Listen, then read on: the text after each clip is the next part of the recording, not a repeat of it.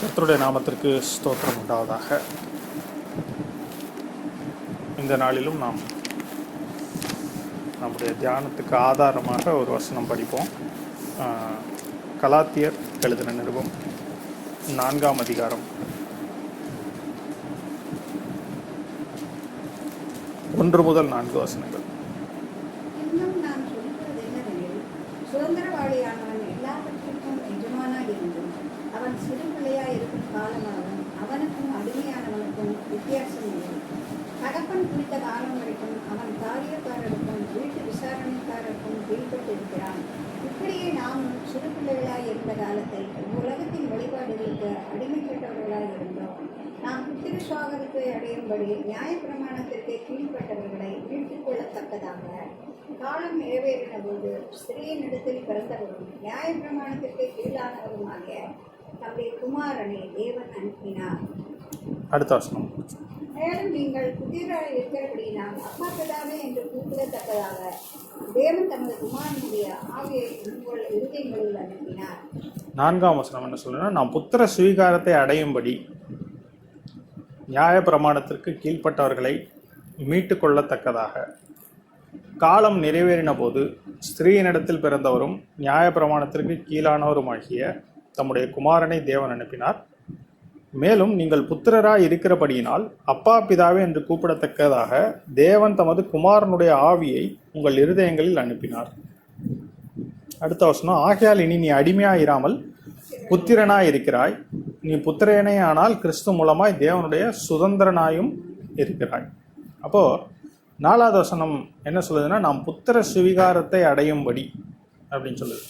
அப்போ இன்றைக்கு நாம என்ன பார்க்குறோம் அப்படின்னோம்னா, எதை குறித்து தியானிக்க போகிறோம் என்றால் புத்திர சுவீகாரம் அப்படிங்கிற ஒரு சப்ஜெக்ட். இதை வந்துட்டு இங்கிலீஷ் பைபிளில் பார்த்தீங்கன்னா என்ன போட்டிருக்குன்னா, அடாப்ஷன் ஆஸ் சன்ஸ் அப்படின்னு கொடுத்துருக்கு. அதாவது ஒரு குமாரனுக்குரிய ஒரு காரியம். இப்போ சுதந்திரம்னு சொல்லலாம், இல்லை அந்த குமாரனாக இருக்கிறதுடைய ஒரு உரிமை, அதுதான் புத்திர சுவீகாரம். பழைய ஏற்பாட்டில் இதை பற்றி நம்ம பார்த்தோம்னா, இதே வேற மாதிரி சொல்லணும் அப்படின்னோம்னா சேஷ்ட புத்திர பாகம் அப்படின்னு சொல்லலாம். சேஷ்ட புத்திர பாகம்னா முதலாவது பிறந்த மகனுடைய ஆசீர்வாதம், அவனுக்குரிய பங்கு, அதுதான் சேஷ்ட புத்திர பாகம். புதிய ஏற்பாட்டில் நம்ம பார்க்கும் பொழுது புத்திர சுவீகாரம். இப்போ நம்ம தொடர்ந்து எதை குறித்து படிச்சுட்டு வரோம்? கடந்த ஒரு 7 வாரங்கள் 8 வாரங்களாக நம்ம எதை குறித்து படிச்சுட்டு வரோம்னா, பழைய உடன்படிக்கையும் புது உடன்படிக்கையும் குறித்து படிச்சுட்டு வரோம். இப்போ போன வாரம் எதை குறித்து படித்தோம்னா, மோசேயையும் இயேசுவையும் குறித்து படித்தோம். மோசே இயேசு கிறிஸ்துவுக்கு ஒரு நிழலாட்டமாக இருக்கிறார் பழைய ஏற்பாட்டில்னு பார்த்தோம். எப்படின்லாம் பார்த்தோம். அந்த வரிசையில் மோசையை குறித்து நம்ம என்ன புரிஞ்சுக்கிறோம் அப்படின்னோம்னா, பழைய ஏற்பாட்டு முழுவதுலையும் அந்த இடத்துல ஒரு வார்த்தை என்ன கொடுக்கப்பட்டிருக்குன்னா, மோசே மரணம் அடைந்த இடத்துல இவ்விதமாய் தேவனை முகமுகமாக அறிந்த தீர்க்கதரிசிகளில் மோசையை போல ஒருவரும் எழும்பினதில்லை. அதாவது மோசே அளவுக்கு பெரிய ஒரு தீர்க்கதரிசி பழைய ஏற்பாட்டில் எழும்பினதில்லை அப்படின்னு சொல்லியிருக்கோம். அப்போ மோசையை வந்துட்டு மோசையின் நியாயப்பிரமாண புஸ்தகம்னு அடிக்கடி கொடுத்துருக்குன்னு பார்த்தோம். புதிய ஏற்பாட்டில் எப்படி சொல்லியிருப்பாங்க அப்படின்னு பார்த்தா, நியாயப்பிரமாணம் மோசையின் மூலமாய் கொடுக்கப்பட்டது, கிருபையும் சத்தியம் இயேசு கிறிஸ்துவின் மூலமாய் உண்டாயின அப்படின்னு சொல்லிட்டு மோசையை ஒரு மெயின் கேரக்டராக கொண்டு வந்து நிறுத்தியிருப்பாங்க. ஆனால் புதிய ஏற்பாட்டில் எபிரேயரில் கடைசியாக போன வாரம் முடிக்கும் பொழுது எப்படி முடித்தோன்னா, மோசே ஊழியக்காரனாக பணிவிடைக்காரனாக இருந்தான். அப்போ இயேசு கிறிஸ்து வரும் வரைக்கும் மோசே நியாயப்பிரமாணம் அப்படிங்கிறது ஒரு கவர்ன் பண்ணுகிற ஒரு சிஸ்டமாக இருந்தது. இயேசு கிறிஸ்து வந்ததுக்கப்புறம் நியாயப்பிரமாணம்ங்கிறது ஒரு வேலைக்காரனாக, ஒரு அடிமைத்தனத்திற்கு உட்படுத்துகிற ஒரு காரியமாக மாறிடுச்சு. விடுதலை என்பது நியாயப்பிரமாணத்தில் இல்லை, அது இயேசு கிறிஸ்து வந்ததுக்கப்புறம் இல்லை, வருவதற்கு முன்னாடியே அப்படிதான். நியாயப்பிரமாணத்தில் விடுதலை இல்லை அப்படின்னு சொல்லி தான் பார்க்குறோம். அந்த வரிசையில் இன்றைக்கி என்ன பார்க்குறோம் அப்படின்னோம்னா, புத்திர சுவீகாரம் அப்படின்னு சொல்லி ஒரு காரியம். அந்த புத்திர சுவீகாரம் அப்படிங்கிற காரியத்தை நம்ம புரிந்துக்கிறதுக்கு முன்னாடி இந்த வசனம் 4:4 திருப்பி ஒரு தடவை படிக்கிறேன். நாம் புத்திர சுவீகாரத்தை அடையும்படி நியாய பிரமாணத்திற்கு கீழ்ப்பட்டவர்களை மீட்டுக் கொள்ளத்தக்கதாக. அப்போ அந்த காலத்தில் வாழ்ந்த அந்த கலாத்தியா நாட்டு சபை மக்களுக்கு பவுல் அப்போஸ்தலன் எழுதுகிற காரியம், நியாய பிரமாணத்துக்கு கீழ்ப்பட்டிருந்தவங்களை மீட்டு கொள்ளத்தக்கதாக அப்படிங்கிற ஒரு டேர்ம் யூஸ் பண்ணுறாரு. இப்போ எப்படி அதற்கு கீழே இருந்தோம், நியாயப்பிரமாணத்துக்கு கீழ்பட்டிருந்தோம்னா, அதுக்கு அதிகாரத்தில் ஒரு சில வசனங்கள் நம்ம படிக்கலாம். 3ஆம் அதிகாரம் 22ஆம் வசனம், கலாத்தியர் 3:22 என்ன சொல்லுன்னா, அப்படி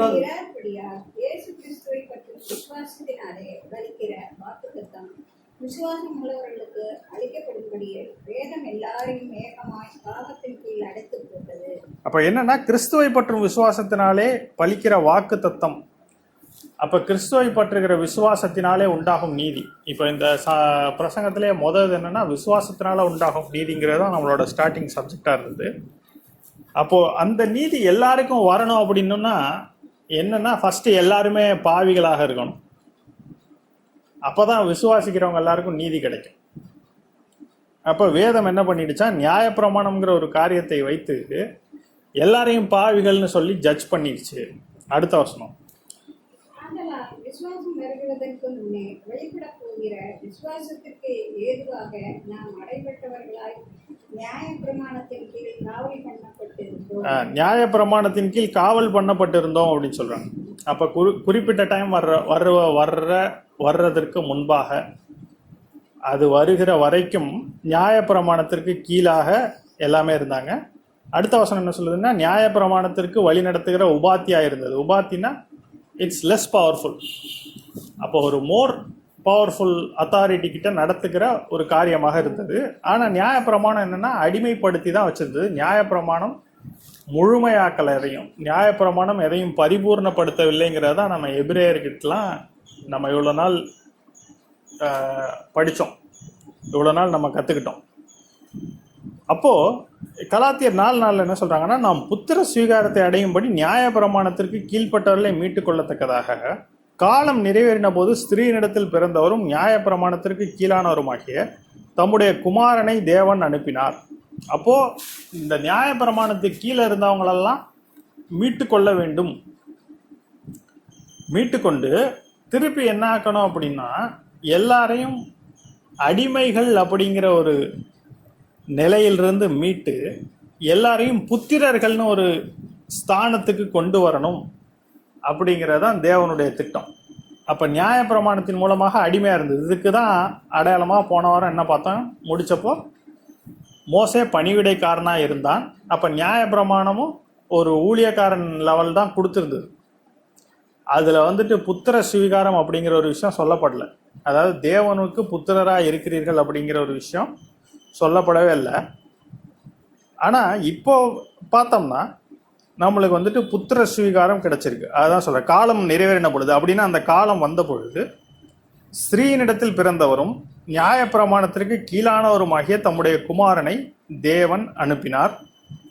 மேலும் நீங்கள் புத்திரராய் இருக்கிறபடியினால் அப்பா பிதாவே என்று கூப்பிடத்தக்கதாக தேவன் தமது குமாரனுடைய ஆவியை உங்கள் இருதயங்களில் அனுப்பினார்.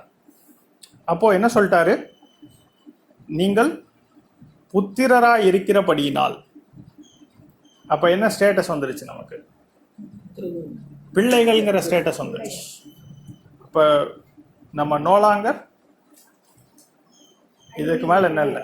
அடுத்த வசனம் தான் சொல்லி பாருங்க, ஆகையினால் இனி நீ அடிமையா இராமல் புத்திரனா இருக்கிறாய். அப்போ புத்திரனா இருக்கிறோம், அடிமையா இருக்கிறோம், புத்திரனா இருக்கிறோம்னா என்ன வித்தியாசம்?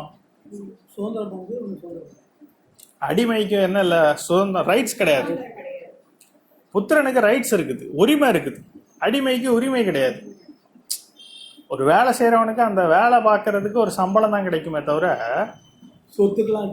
சொத்தெல்லாம் பங்கு கிடையாது. ஆனா இப்போ என்ன இருக்கு, நமக்கு சுதந்திரம் இருக்கு. ஏதான் சொல்லுது பாருங்க, கலாத்தியர் 3:26.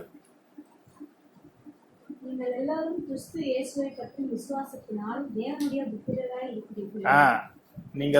கிறிஸ்து இயேசுவை பற்றும் விசுவாசத்தினாலே தேவனுடைய புத்திரராய் இருக்கிறீர்களே. இப்போ இதுதான் இன்றைக்கு நம்ம பார்க்குற ஒரு காரியம். இப்போ இதை பழைய ஏற்பாட்டிலேயே என்ன பண்ணார் அப்படின்னு பார்த்தா, நம்ம ஒரு நிழல் பொருள் மூலமாக இதை வந்துட்டு தேவன் டெமான்ஸ்ட்ரேட் பண்ணி காமிச்சார். என்னன்னா, பிற்பாடு வரப்போகிறவங்களுக்கு தான் அந்த புத்திர சுவிகாரம் கிடைக்கும் அப்படிங்கிறத வந்துட்டு தேவன் வந்துட்டு ஒரு சுச்சுவேஷன், ஒரு நடந்த ஒரு நிகழ்ச்சியின் மூலமாக காமிச்சார். அது வந்துட்டு நமக்கு இன்னைக்கு வரைக்கும் வந்துட்டு அது தெரியாது. ஆனால் அதுக்காக தான் நம்ம வந்துட்டு இன்னைக்கு பார்க்க போகிறோம். அதை பார்க்கறதுக்கு முன்னாடி ஒரு இடத்துல என்ன சொல்கிறார் அப்படின்னு பார்த்தோம்னா, மோசேயின் இடத்துல சொல்லும் பொழுது இஸ்ரவேல் என் சேஷ்ட புத்திரன் அப்படின்னு சொல்கிறார். பார்வோன் இடத்துல போய் நீ பேசும்பொழுது என்ன சொல்லணும்? இஸ்ரவேல் என் சேஷ்ட புத்திரன். அந்த வசனத்தை நம்ம எடுத்து படிக்கலாம்.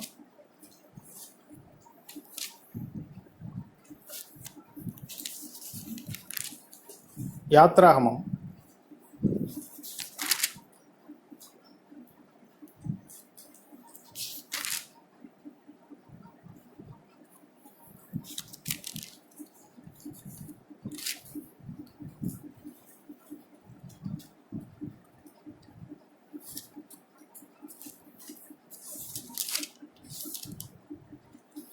7 அந்த வசனம் தெரியல. யாத்ராகமம்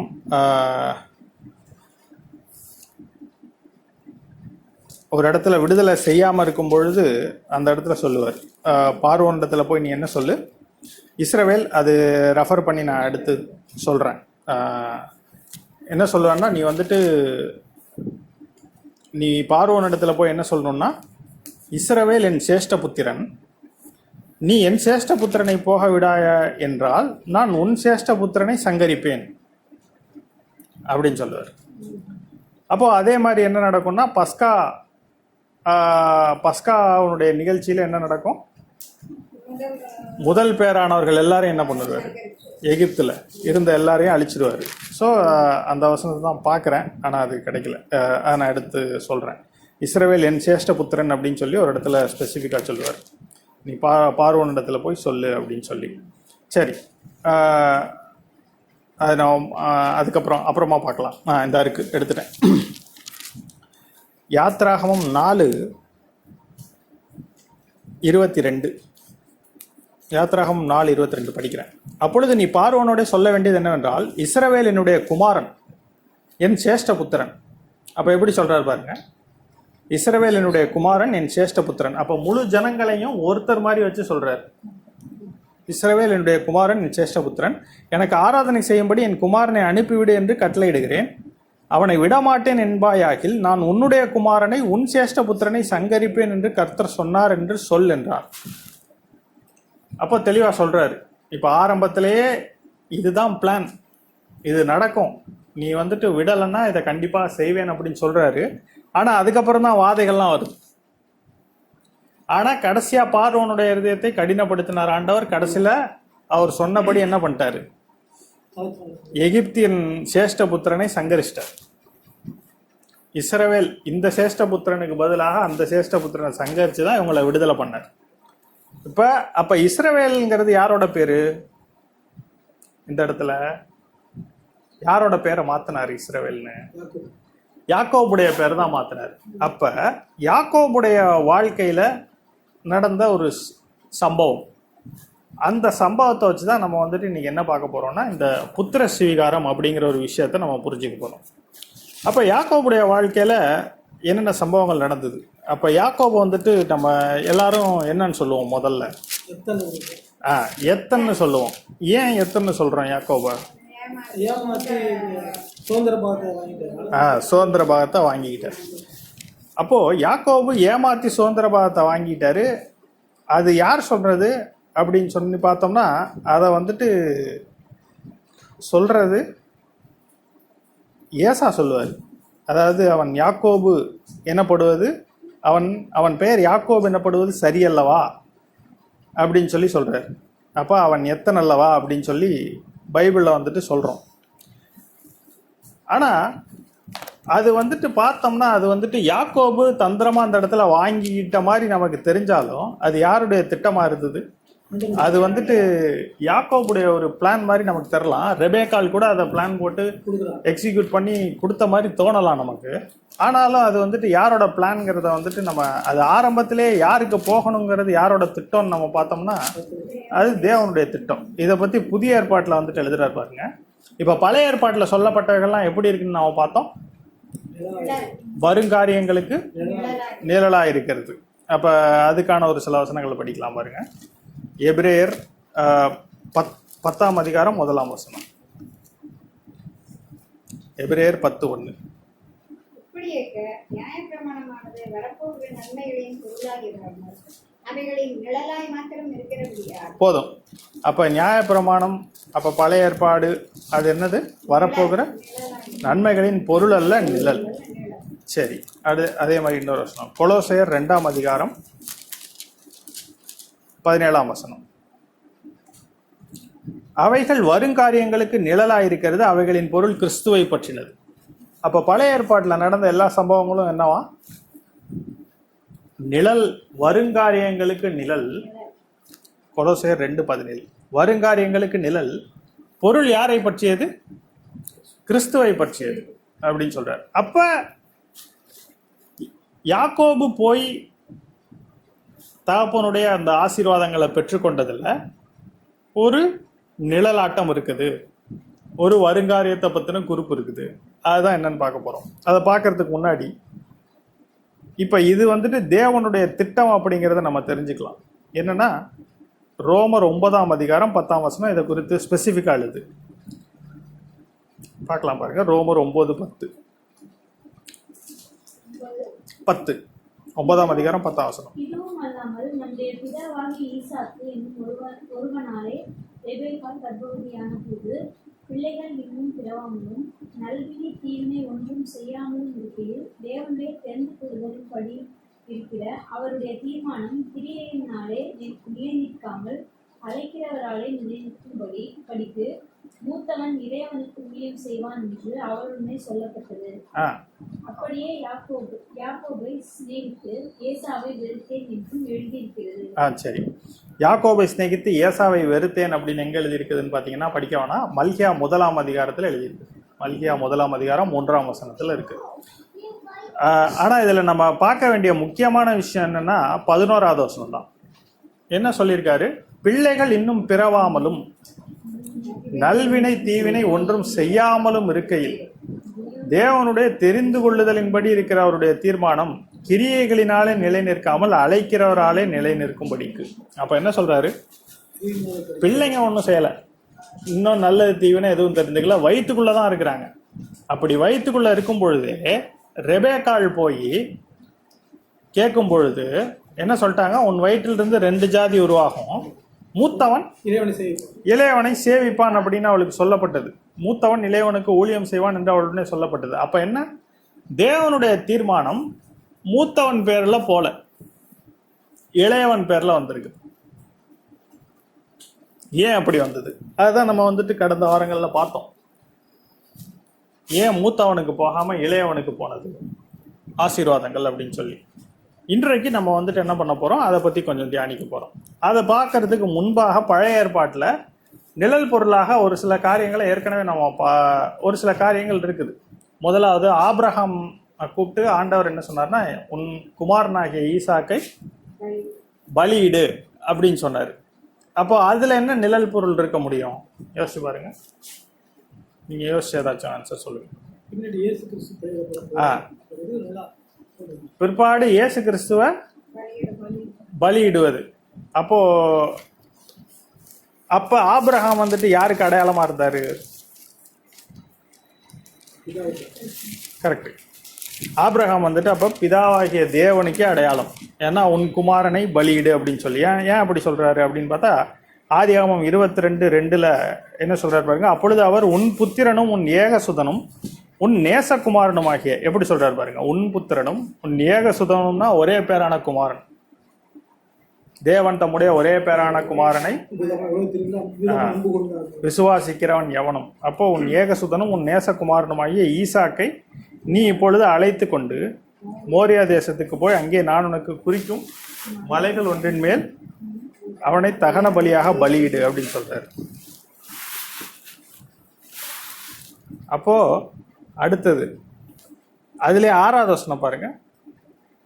ஆபிரகாம் தகன பலிக்கு கட்டைகளை எடுத்து தன் குமாரனாகிய ஈசாக்கின் மேல் வைத்து தன் கையிலே நெருப்பையும் கத்தியும் எடுத்துக்கொண்டான். அப்ப தகன பலிக்கு கட்டைகளை எடுத்து என்ன பண்றாரு? குமாரனாகிய ஈசாக்கின் மேல வைத்து கூட்டு போறாரு. எதுக்கு அடையாளமா இருக்குது?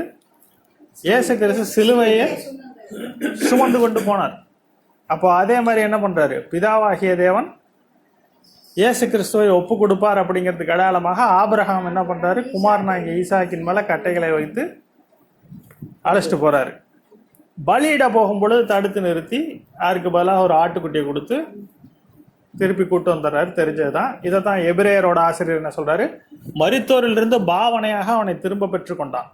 ஏன்னா அவனை வெட்டுறதுக்கு கொல்றதுக்குன்னு கத்தியை ஓங்கியாச்சு, முழு முடிவுக்கு வந்துட்டாரு கொல்றதுன்னு சொல்லி, தேவனுடைய திட்டத்துக்கு கீழ்ப்படுகிறதுன்னு. அப்ப அதே போல தேவன் என்ன பண்ணிட்டாரு? இயேசு கிறிஸ்துவை பலி ஆக்கிட்டாரு. ஆனா உயிரோடு எழுப்பி மீண்டுமாக கொண்டு வந்துட்டார். சரி, இது வந்துட்டு ஒரு நிழல் பொருளாக நம்ம பார்த்தோம். அடுத்து இன்னொரு நிழல் பொருள் என்னன்னா, 24ஆம் அதிகாரத்துல ஒரு காரியம் வருது. என்னன்னா, ஆபிரகாம் வந்துட்டு என்ன பண்றாரு? ஈசாக்குக்கு பெண் பார்க்கறதுக்காக அனுப்புறாரு. இது எப்படி ஒரு நிழல் பொருளாக இருக்க முடியும்? அதே மாதிரி யோசிச்சு பார்த்து சொல்லுங்க. இதுவும் ஒரு நிழல் பொருள். எப்படின்னா, பிதாவாகிய தேவன் தம்முடைய குமாரனாகிய இயேசு கிறிஸ்து மணவாளனுக்கு மணவாட்டியை தேடுறார். தேடும் பொழுது என்ன சொல்றாரு? இந்த இடத்துல அனுப்பாம நீ வந்துட்டு என்ன பண்ணு, அந்த தேசத்துக்கு போய், இன்னொரு தேசத்துக்கு போய் நீ பெண் கொண்டு வா. அப்படிங்கிறது என்ன அர்த்தம்னா, தேவர்களாக பார்த்து தெரிந்து கொள்ளாமல் மனிதர்களாக தெரிந்து கொள். குமாரனுக்கு மணவாட்டியாக சபையாக தெரிந்து கொள். அதை என்ன பண்ணு, இன்னொரு தேசத்துல போய் தேடு அப்படின்னு சொல்லி யார் அனுப்புறாரு?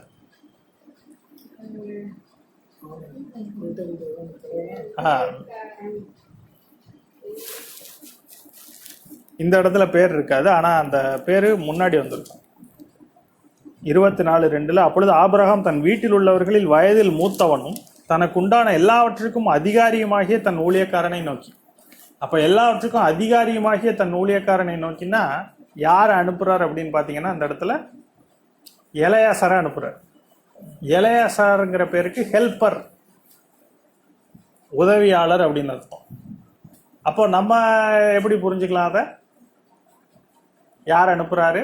பிதாவாகிய தேவன் இயேசு கிறிஸ்துக்கு மணவாட்டியாக சபையை தேடும்படி யார் அனுப்புறாருன்னு பார்த்தா ஆவியானவரை அனுப்புகிறார். ஆவியானவர் இங்க வந்து இப்ப வரைக்கும் இருந்து மணவாட்டியான சபையை வந்துட்டு என்ன பண்ணிட்டு இருக்கிறாரு? தெரிந்துகிட்டு இருக்கிறாரு. அதற்கு மணவாட்டியினுடைய ரெபேக்காளுக்கு எப்பேற்பட்ட குணநலன்கள் இருந்ததோ அது வந்துட்டு மணவாட்டியாகிய சபைக்கும் இருக்கணும். அது வந்துட்டு ஒரு தனியான நிழல் பொருளாக அமையும். ஆனா இப்ப நம்ம பார்க்க போறது சேஷ்ட புத்திர பாகம் அப்படிங்கிறதோட நிழல் பொருள். அப்ப இதுல நம்ம என்ன பார்க்க போறோம்னா, இப்ப ஆதியாகமம் 27ஆம் அதிகாரத்தை கொஞ்சம் தியானிக்க போறோம். ஆதியாகமம் 27 1ஆம் அதிகாரத்தில் படிக்கலாம். ஈசாக்கு முதிர்வயதானதினால் அவன் கண்கள் எதிரடைந்து பார்வையிட்டு சொன்னபோது அவன் தன் மூத்தகுமாரனாகிய ஏசாவை அழைத்து, என் மகனே என்றான். அவன் இதோ இருக்கிறேன் என்றான். அப்பொழுது அவன், நான் முதிர்வயதானேன், மரணம் போதும். இப்போ இது நேரா 4வது வசனத்துக்கு போயிடலாம். அதை எனக்கு பிரியமாயிருக்கிற ருசியுள்ள பதார்த்தங்களாக சமைத்து நான் சுசிக்கவும் நான் மரணம் அடையும். என் ஆத்மா உன்னை ஆசீர்வதிக்கவும் என்னிடத்திலே கொண்டு வா என்றான். அப்போ ஈசாக்கு என்ன பண்ணிட்டாரு? முதிர்வயதாகும் பொழுது தன்னுடைய மூத்த குமாரனை ஆசீர்வதிக்கணும்னு சொல்லி முடிவு பண்ணிட்டாரு. முடிவு பண்ணி ஏசாவை கூப்பிட்டு, நீ வேட்டையாடி எனக்கு சமைச்சு எனக்கு பிடிச்ச மாதிரி கொண்டு வா, நான் சாப்பிட்டு சந்தோஷமா வந்துட்டு உன்னை ஆசீர்வதிப்பேன் அப்படின்னு சொல்றாரு. அப்படி சொல்லும் பொழுது யார் கேட்டது? அதை அடுத்த வசனம் 5வது வசனம் படிங்க.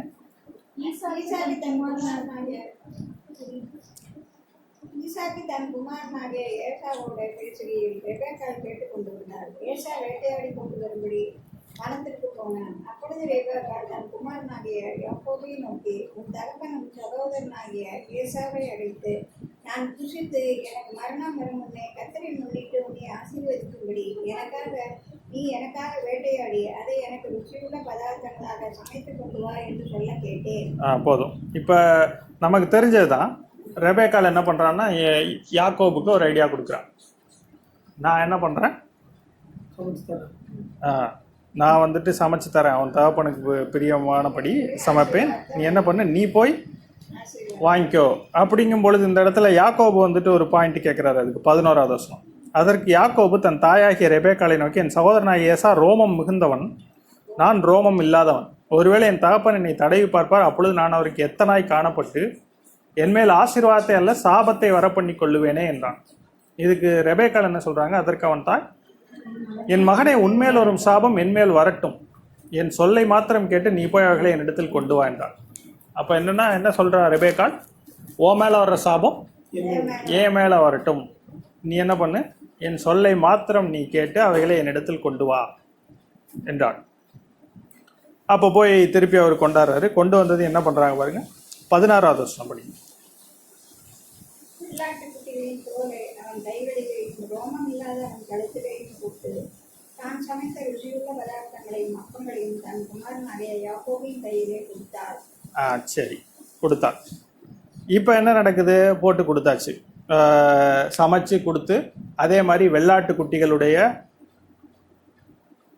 தோலை ரோமம் இல்லாத அவன் கழுத்தில் போட்டு அதே மாதிரி ஏசாவுடைய நல்ல வஸ்திரங்களையும் எடுத்து 15வது வசனத்தில் தன் இளைய மகனா யாக்கோபுக்கு கொடுத்தி அனுப்புகிறாங்க.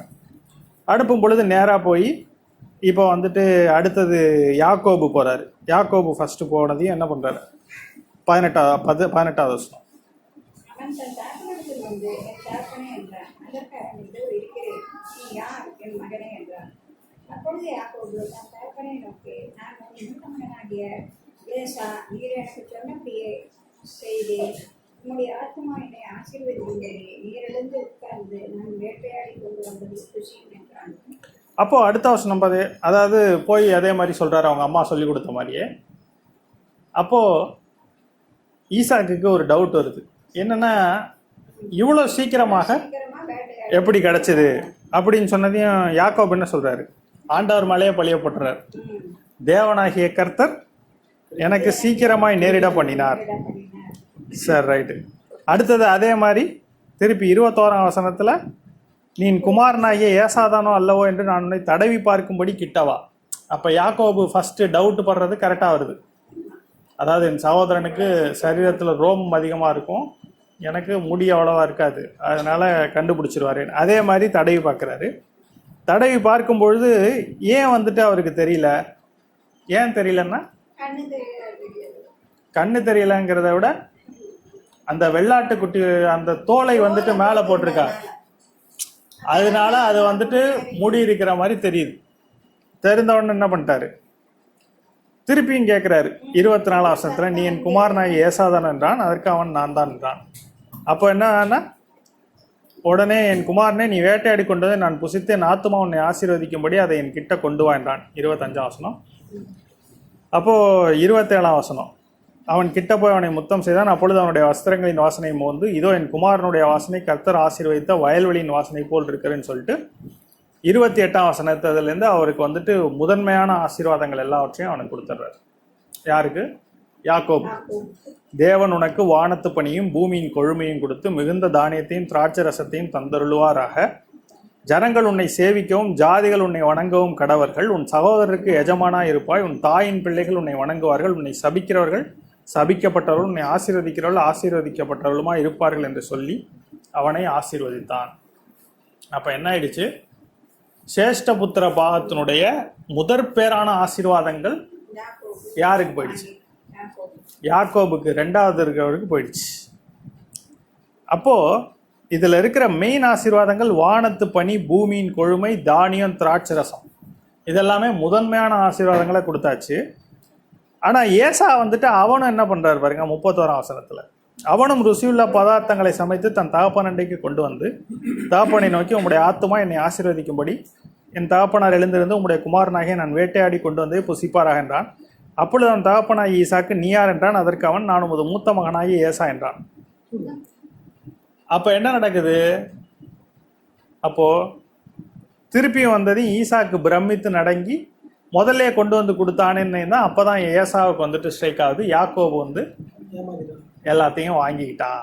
ஏற்கனவே ஒரு முறை சேஷ்ட புத்திர பாகத்தை வந்துட்டு கூழுக்காக இவனே வித்திருப்பான். ஆனா இவன் தான் வித்திருப்பான். வித்துட்டு ஆனா என்ன சொல்றான்னா 2 முறை என்னை மோசம் போக்கினான் அப்படின்னு சொல்லிடுவான்.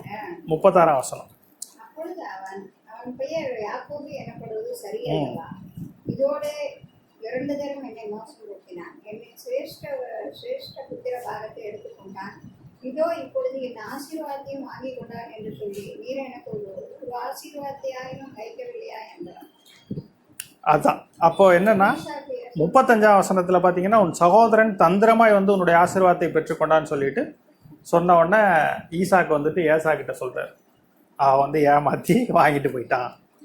இப்போ என்னன்னா, இப்போ அதை மாற்ற முடியாதா? நீர் எனக்கு ஒரு ஆசீர்வாதத்தையும் வைத்து வைக்கவில்லையா அப்படின்னப்போ என்ன சொல்லிட்டார் பாருங்க, இதோ நான் அவனை உனக்கு எஜமானாக வைத்தேன். இன்னும் கொஞ்சம் மேலே போய் 33ஆம் வசனத்தை படித்து பார்த்தோம்னா, அவன் யார்? நீ வரும் முன்னே அவன் எல்லாவற்றிலும் நான் புசித்து அவனை ஆசீர்வதித்தேனே, அவன் ஆசீர்வதிக்கப்பட்டவனாகவும் இருப்பான் என்றான். அப்போ என்னன்னா, ஆசீர்வதித்தாச்சு, இனிமேல் என்ன பண்ண முடியாது, அதை மாற்றி வைக்க முடியாது. ஏன்னா ஒரு தடவை அந்த ஃபுல் ப்ராமிஸில் அந்த ஃபுல் சேஷ்டபுத்திர பாகத்தையும் அவனுக்கு கொடுத்து ஆசீர்வதிச்சாச்சு, அவன் ஆசீர்வதிக்கப்பட்டவனாக இருப்பான். எனக்கு கேட்டபடி, அதாவது இப்போ எனக்கு ஒரு ஆசீர்வாதத்தையும் வைக்கலையா, என்னையும் ஆசீர்வதிங்கிறப்ப அவருக்கும் பேருக்கு ஒரு சில ஆசீர்வாதங்களை கொடுக்குறாரு 39, 40. ஆனால் அது என்ன இல்லை அப்படின்னு பார்த்தோம்னா, முதன்மையான ஆசீர்வாதங்கள் அல்ல அப்படின்னு பார்ப்போம். சரி, இப்போ இது நமக்கு தெரிஞ்சது தானே, இந்த விஷயம் நமக்கு தெரிஞ்சது தான். ஆனால் இதுலேருந்து நம்ம என்ன கற்றுக்குறோம், இதுலேருந்து நம்ம என்ன புரிஞ்சுக்கிறோம்? இப்போ நம்ம படிக்கிற சப்ஜெக்ட் பழைய உடன்படிக்கை புது உடன்படிக்கைக்கும் இப்போ நம்ம படித்த இந்த ஒரு விஷயத்துக்கும் என்ன நிழல் பொருளாக இருக்குது? ஏற்கனவே நம்ம நிழல் பொருளில் ஆபிரகாம் ஈசாக்கை பலியிட்டதை பார்த்தோம். அடுத்தது ஒரு ஷார்ட்டாக ஆபிரகாம் வந்துட்டு ஈசாக்குக்கு பெண் பார்க்க போனதையும் பார்த்தோம். இப்போ இந்த ஒரு காரியத்தில் என்ன நிழல் பொருளாக இருக்க முடியும்? எந்த காரியம் நிழல் பொருளாக இருக்க முடியும்? என்ன யோசிக்கிறீங்க நீங்க? உங்களுக்கு எதுவும் புலப்படுதா? இப்ப இதுல வந்துட்டு ஈசாக்கு யாருக்கு அடையாளமாக இருக்க முடியும்?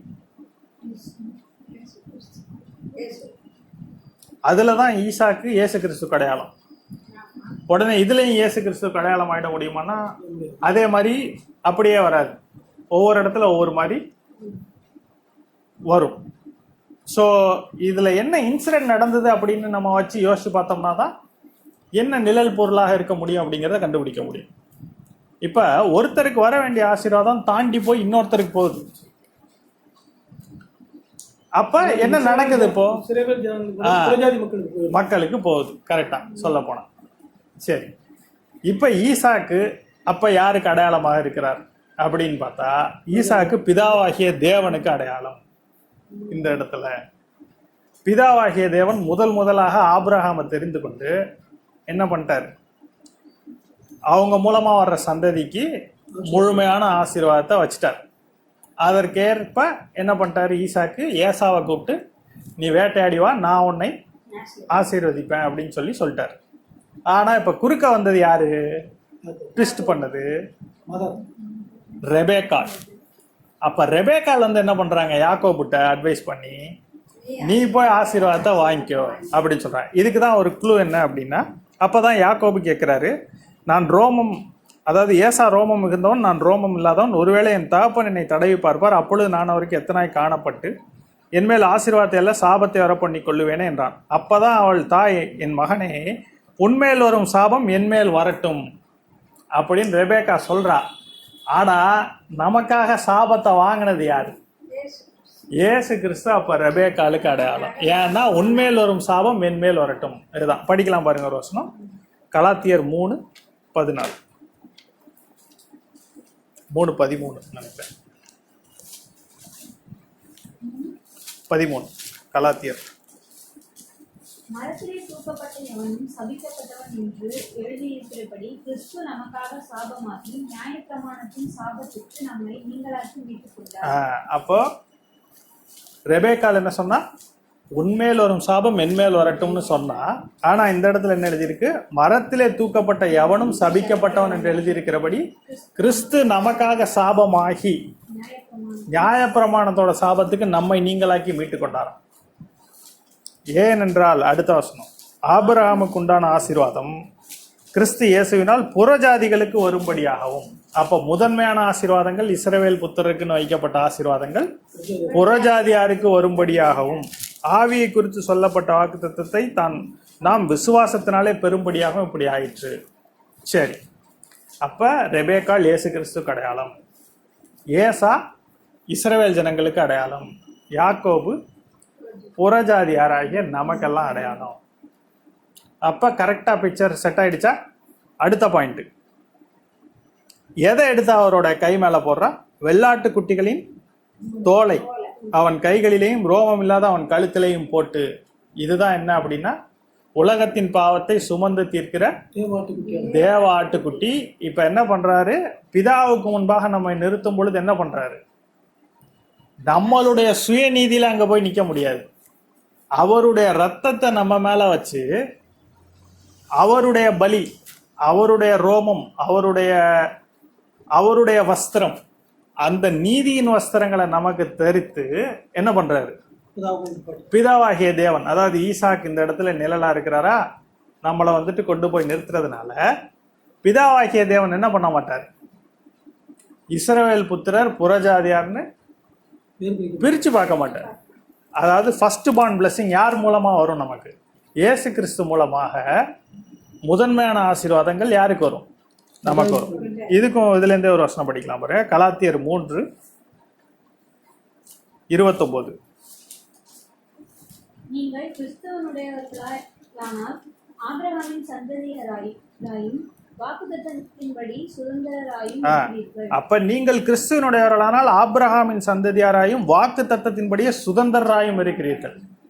அப்ப ஈசாக்கு முன்னாடி யாக்கோபு போய் நின்னப்ப என்ன பண்ணாரு, அவரை தடவி பார்த்தாரு, ரோமம்லாம் இருந்ததையும் உடனே ஆசீர்வதிச்சார், பார்த்ததையும் ஏசான்னு நினைச்சு ஆசீர்வதிச்சார்.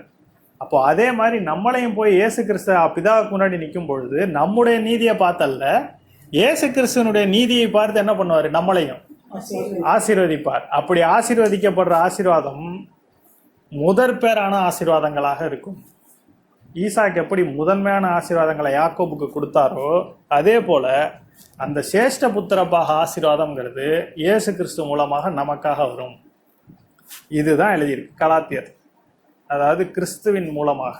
இப்ப திருப்பி ஒரு தடவை அந்த வசனத்தை படிக்கலாம் பாருங்க, 26ஆம் வசனம். நீங்கள் எல்லாரும் கிறிஸ்து இயேசுவை பற்றும் விசுவாசத்தினால் தேவனுடைய புத்திரராய் இருக்கிறீர்களே. அப்போ இந்த ஆசீர்வாதம் எப்படி வரும் நமக்கு அப்படின்னு பார்த்தா, விசுவாசத்தினாலே வரும். தேவ நீதிங்கிறது விசுவாசத்தினால வரும். அந்த மேலே போட்ட அந்த ரோமம் உள்ள காரியங்கள், அதாவது அந்த வெள்ளாட்டு கடாவுடைய தோல் எதுக்கு அடையாளமா இருக்குன்னா, நீதியின் வஸ்திரங்களுக்கு அடையாளமாக இருக்கிறது. அதாவது எப்படி ஒரு பழைய ஏற்பாட்டில் நடந்த சம்பவங்கள்ல தேவன் தம்முடைய சத்தியத்தை மறைத்து வச்சிருக்கிறார் பாரு. இதெல்லாம் நிகழ்ச்சிகள், நடந்த விஷயங்கள். ஆனா இதுக்குள்ள என்ன இருக்கு, சத்தியம் மறைந்து இருக்குது. என்ன சத்தியம்? கிறிஸ்துவை பற்றிய சத்தியம். அதுதான் என்ன சொல்லுதுன்னா, அவைகள் கிறிஸ்துவை பற்றியது, அவைகள் வருங்காரியங்களுக்கு என்னவா இருக்கான், நிழலா இருக்கிறது. அப்போ இதை நம்ம புரிஞ்சுக்க தான் என்ன ஆகும், நம்ம இந்த புத்திர ஸ்வீகாரத்தை பத்தி புரிஞ்சுக்க முடியும். இப்ப இதுதான் புத்திர ஸ்வீகாரம். இப்ப திருப்பி ஒரு தடவை அந்த வசனத்தை படிக்கலாம் பாருங்க, கலாத்தியர் 4:4. நாம் புத்திர ஸ்வீகாரத்தை அடையும்படி நியாய பிரமாணத்திற்கு கீழ்ப்பட்டவர்களை மீட்டுக் கொள்ளத்தக்கதாக. அடுத்த 6ஆம் வசனம், மேலும் நீங்கள் புத்திரராய் இருக்கிறபடியினால் அப்பா பிதாவே என்று கூப்பிடத்தக்கதாக தேவன் தமது குமாரனுடைய ஆவியை உங்கள் இருதயங்களில் அனுப்பினார். அப்போ முதன்மையாக வந்தவங்க யாரு, இஸ்ரவேல் ஜனங்கள். அவங்க என்ன பண்ணிட்டாங்க, இயேசு கிறிஸ்துவை ரிஜெக்ட் பண்ணிட்டாங்க. அப்ப ரெபேக்கால் மூலமாக, அதாவது கம்பேர் பண்ணோம்னா, ஏசா வந்துட்டு யாக்கோபுக்கு ஈசாக்குக்கு பிரியமா இருந்தாது உண்மைதான். ஆனா யாக்கோபு வந்துட்டு என்ன பண்ணிட்டாரு, முதன்மை ஆயிட்டாரு. அதே போல இயேசு கிறிஸ்துவை பற்றுகிற விசுவாசத்தினால வர்ற நமக்கு எல்லா ஆசீர்வாதங்களும் முதன்மையாக வந்து கிடைச்சது, தாண்டி வந்து கிடைச்சது. அப்போ நம்மளுக்கு என்ன இல்லை, பழைய ஏற்பாட்டை விட புதிய ஏற்பாட்டில் புதிய உடன்படிக்கையில் இருக்கிற ஆசீர்வாதங்கள் பழைய உடன்படிக்கையில் இருக்க ஆசீர்வாதங்களுக்கு மேற்பட்டவைகள். இன்னும் சொல்ல போனா பழைய உடன்படிக்கை ஆசீர்வாதங்கள் உலக பிரகாரமான ஆசீர்வாதங்களை மாத்திரம் குறிச்சுது. புதிய உடன்படிக்கையில் இருக்கிற ஆசீர்வாதங்கள் உலக பிரகாரமான ஆசீர்வாதங்களையும் குறித்துக்கும் ஆவிக்குரிய ஆசீர்வாதங்களையும் குறிக்கும். அதுதான் எபேசியர் 1:3 படிக்கலாம் பாருங்க. எபேசியர் 1:3. நம்முடைய கர்த்தராகிய இயேசு கிறிஸ்துவின் பிதாவாகிய தேவன் கிறிஸ்துவிற்கிறார். அவர் கிறிஸ்துவுக்குள் உன்னதங்களிலே ஆவிக்குரிய சகல ஆசீர்வாதத்தினாலும் நம்மை ஆசீர்வதித்திருக்கிறார். ஆவிக்குரிய சகல ஆசீர்வாதங்கள்னாலும் நம்மை ஆசீர்வதித்திருக்கிறார். அப்ப சமாதானம், சந்தோஷம் கொடுத்து, அதோடு இல்லாமல் நமக்கு என்ன கொடுத்திருக்காருன்னா நித்திய ஜீவனையும் கொடுத்திருக்கிறார். அப்போ இதுதான் வந்துட்டு என்னன்னா புத்திர சுவீகாரம். இப்ப இந்த புத்திர சுவீகாரம்ங்கிறது என்னன்னா ஒரு ஆவி. நம்முடைய இருதயத்துல இருக்கிற பரிசுத்த ஆவியானவர் என்ன பண்ணியிருக்காருன்னா நம்மளை பிதாவுடைய குமாரர்களாக மாற்றி இருக்கிறார். தேவனுடைய குமாரன் அதுக்கு தான் வெளிப்பட்டார். எதுக்கு வெளிப்பட்டார்? நம்மளையும் குமாரர்களாக ஆக்குவதற்கு. இயேசு கிறிஸ்து போலவே நம்மளையும் என்ன பண்றது? பிதாவாகிய தேவன், அதாவது நம்ம பரலோகத்திற்கு சுதந்திரர்களாக மாற்றுகிறதற்காக அப்படி வெளிப்பட்டார். அதுதான் நம்ம வந்துட்டு எபிரேயர் எல்லாத்துலேயுமே எவ்வளோ நாள் நம்ம படித்தோம். அதாவது எபிரேயரில் ஒரு வசனம் இருக்கு பாருங்க. எபிரேயர் 2:11. எப்படியெனில் பரிசுத்தம் செய்கிறவரும் பரிசுத்தம் செய்யப்படுகிறவர்களுமாகிய யாவரும் ஒருவராலே உண்டாயிருக்கிறார்கள். இது நிமித்தம் அவர்களை சகோதரர் என்று சொல்ல அவர் வெட்கப்படாமல் உம்முடைய நாமத்தை என் சகோதரருக்கு அறிவித்து சபை நடுவில் உம்மை துதித்து பாடுவேன் என்றும். அப்போ என்னன்னா சகோதரர்னு சொல்லிட்டார். இயேசு கிறிஸ்து நம்ம எல்லாரையும் சகோதரர் அப்படின்னு சொல்லிட்டாரு. அதுக்கு வசனம் 10வது வசனம் என்ன சொல்லுது பாருங்க. ஏனென்றால் தமக்காவும் தம்மாலையும் சகலத்தையும் உண்டாக்கினவர் அநேகம் பிள்ளைகளை மகிமையில் கொண்டு வந்து சேர்க்கையில். நம்ம எல்லாரையும் பிள்ளைகள்னு சொல்றாரு. அவங்கள மகிமையில கொண்டு வந்து சேர்க்கணும்னா முதலாவதாக இயேசு கிறிஸ்து எல்லா பாடுகளையும் படணும். ரட்சிப்பின் அதிபதி உபத்திரங்களால் பூரணப்படுத்துகிறது அவருக்கு ஏற்றதா இருந்தது. 14வது வசனம். ஆதலால் பிள்ளைகள் மாம்சத்தையும் இரத்தத்தையும் உடையவர்களாக இருக்க அவரும் அவர்களைப் போல மாம்சத்தையும் இரத்தத்தையும் உடையவரானார். அப்போ பிள்ளைகள்னு வருது பாருங்க. அப்போ இதுதான் புதிய உடன்படிக்கையின் ஆசீர்வாதம். என்ன சொல்லுது? நம்ம எல்லாரும் பிள்ளைகள்னு சொல்லுது. பார்வோனிடத்துல என்ன சொன்னாரு? இஸ்ரவேலின் குமாரன் சேஷ்ட புத்திரன் அப்படின்னு சொன்னாரு. இப்ப யாரு சேஷ்ட புத்திரன்? நாம தான் பிள்ளைகள். இதுதான் நம்மெல்லாம் குமாரர்களாக இருக்கிறோம். சேஷ்ட புத்திர பாகம், அந்த ஒரு ஆசீர்வாதம் இயேசு கிறிஸ்து மூலமாக நமக்கு கொடுக்கப்பட்டிருக்கிறது. அது எவ்வளோ பெரிய ஒரு ஆசீர்வாதம் பாருங்க. நம்ம எவ்வளோ பெரிய ஒரு ஆசீர்வாதத்துக்கு சுதந்திர வாளிகளாக இருக்கிறோம். அப்போ இந்த விஷயங்கள் நமக்கு புரியல. இப்போ நம்ம ஆரம்பித்த வசனம் கலாத்தியர் 4:1-2 என்ன சொல்லுதுன்னா, பின்னும் நான் சொல்லுகிறது என்னவெனில் சுதந்திரவாளியானவன் எல்லாவற்றுக்கும் எஜமானா இருந்தும் அவன் சிறு பிள்ளையாயிருக்கும் காலமளவும் அவனுக்கும் அடிமையானவனுக்கும் வித்தியாசம் இல்லை. அப்போ என்னன்னா சுதந்திரவாளியாக நம்ம இருந்தாலும் சிறு பிள்ளையா இருக்கிற வரைக்கும் நமக்கும் அடிமைக்கும் வித்தியாசம் கிடையாதான். ஏன்னா வீட்டில் இருக்க வேலை செய்கிற பிள்ளை மாதிரி தான் சின்ன பிள்ளைங்க விளையாண்டுட்டு இருக்கும். ஒரு வயது, ஒரு மெச்சூரிட்டி வரும்பொழுது தான் என்னன்னா எல்லாத்துக்கும் அதிகாரியாக முடியும், அது எல்லாத்துக்கும் ஓனர் ஆக முடியும். என்ன சொல்ல வர்றாருன்னா, இப்போ இந்த காரியங்களெல்லாம் நம்ம புரிஞ்சுக்கலன்னா வேதத்துலேருந்து நம்ம சின்ன பிள்ளைங்களாக தான் இருப்போம், மெச்சூரிட்டி இல்லாமல் தான் இருப்போம். நான் சொல்கிறது வயதில் இல்லை, ஆவிக்குரிய மெச்சூரிட்டி. ஏஜில் பார்த்தா நம்மளுக்கு கூட வந்துருச்சு. ஆனால் ஸ்பிரிச்சுவலாக எவ்வளோ மெச்சூர்டாக இருக்கிறோம் அப்படின்னா, எப்போ நம்ம மெச்சூர்ட் ஆகும்னா இதெல்லாம் புரிந்து கொள்ளும் பொழுது. அப்போ நமக்கு தேவனிடத்துல உரிமை இருக்குது. நம்ம இயேசு கிறிஸ்துவை போல நாமும் ஒரு தேவனுக்கு ஒரு பிள்ளை அப்படின்னா நமக்கு வந்துட்டு அதை பைபிளாக புரிஞ்சுக்கிட்டோம்னா, ஸ்பிரிச்சுவலாக அதை நம்ம புரிஞ்சுக்கிட்டோம்னா நம்ம வந்துட்டு எவ்வளோ ஒரு உரிமையோட போய் கேட்போம். அப்போ உரிமையோட கேட்கும் பொழுது நம்ம பெற்றுக்கொள்வோம். அதான் 2வது வசனம் 3வது வசனம். தகப்பன் குறித்த காலம் வரைக்கும் அவன் காரியக்காரருக்கும் வீட்டு விசாரணைக்காரருக்கும் கீழ்பட்டிருக்கிறான். அப்போ ஒரு டைம் வர்ற வரைக்கும் வீட்டில் இருக்கிற மற்ற வேலைக்காரங்களுக்கும் அவன் கீழ்பட்டு தான் இருக்கிறான். ஆனால் ஒரு டைம் வரும்பொழுது என்னன்னா அவர்களுக்கு மேலே போய் அவர்களுக்கும் எஜமான ஆயிடும். அப்போது அந்த மாதிரியான ஒரு நிலைமையில் இருக்க வேண்டியவர்கள் தான் நம்ம. ஏன்னா நம்மளும் என்னென்னா காலங்காலமாக எல்லாரும் கிறிஸ்தவர்களாக தான் இருக்கிறோம். ஆனால் நம்மளுக்கு வந்துட்டு என்னன்னா இந்த காரியங்கள்லாம் நம்ம கண்களுக்கு மறைக்கப்பட்டிருக்கிறது. நம்ம சத்தியத்தை இன்னும் புரிந்து கொள்ளலை, விளங்கி கொள்ளல. அதனால இன்னும் பெரிய காரியங்களை நம்மளால செய்ய முடியல. ஆனால் இப்போ என்னன்னா இந்த புது உடன்படிக்கையினுடைய காரியங்கள் நம்மளுடைய கண்களுக்கு முன்பாக விரிவாக்கப்பட்டு கொண்டிருக்கிறது. இதை நம்ம புரிந்து கொள்வதன் மூலமாக தான் என்ன ஆக முடியும்னா ஸ்பிரிச்சுவலாக மெச்சூர் ஆக முடியும் புதிய உடன்படிக்கையின் ஆசீர்வாதங்களை. அப்போ நம்ம பழைய உடன்படிக்கை புது உடன்படிக்கைன்னு ஆரம்பித்து இதில் ஒரு மேஜர் போர்ஷன் பார்த்துட்டோம். இன்னும் ஒரே ஒரு காரியம் என்னென்னா இதனுடைய நிறைவேறுதல், புதிய உடன்படிக்கையோட நிறைவேறுதல் என்ன அப்படின்னா ஆவி, பரிசுத்த ஆவியை பெற்று ஆவியில வாழும் வாழ்க்கை அப்படிங்கிறது. அதை குறித்து நம்ம தேவனுக்கு சித்தமானால் அடுத்த வாரம் நம்ம பார்ப்போம். கர்த்தர் தாமே இந்த வசனங்களை நம்முடைய இருதயத்தில் காத்து தியானித்து நிலைத்திருத்து அதன் மூலமாக நித்திய ஜீவனை பெற்றுக்கொள்ள கிருபை செய்வாராக. ஆமென்.